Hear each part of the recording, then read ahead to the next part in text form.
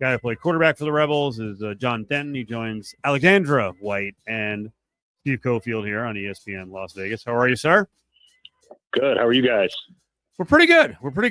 You got me hooked with your quarterback meetup in recent days. Can you tell the audience what was going on with some UNLV quarterbacks, mostly past, like as recent as Hajj, Malik, Williams? What was happening? Yeah. No, the first thing that came to my mind was, quarterback club. We don't talk about what happens at quarterback club, but be happy to dive in. Yeah, it was a bunch of former players. It was kind of cool. Had somebody that played in the 60s in the first Bill Ireland era. You had somebody in the 70s, 80s. You had myself. You had Hajj, Malik. So you had kind of a wide variety of past Rebel quarterbacks that were there. I know the invitation was for a lot of folks to come. I know Jason Thomas was supposed to be there.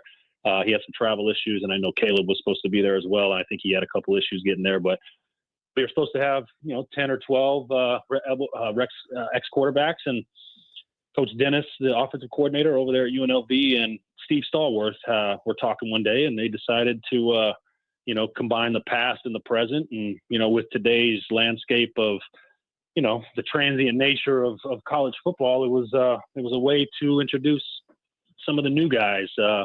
And I think, if I'm not mistaken, Jaden Mayava is the only guy that's been there. Maybe there was a guy that redshirted last year, but he's been the only guy that's really had a lot of knowledge and history of what we've been going through here from day one at UNLV. So it's a chance for us to get together and share stories, which there was a lot of stories flying that night for sure. Do you think it's especially important for eras to come together, different generations with UNLV football? I don't know that it's always been the tightest knit group with all the guys who played over the years.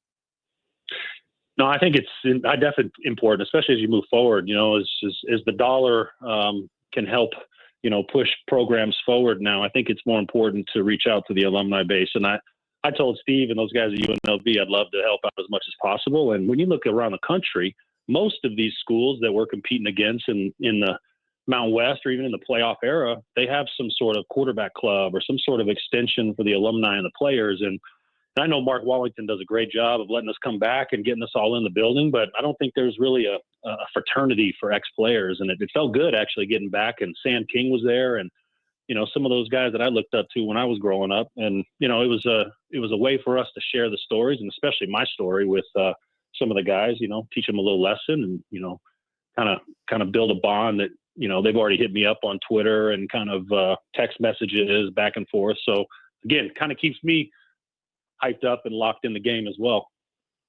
What would you say was and we're talking to Jon Denton, former Rebels quarterback, what do you think was the number one topic of the day that you guys kept going back to?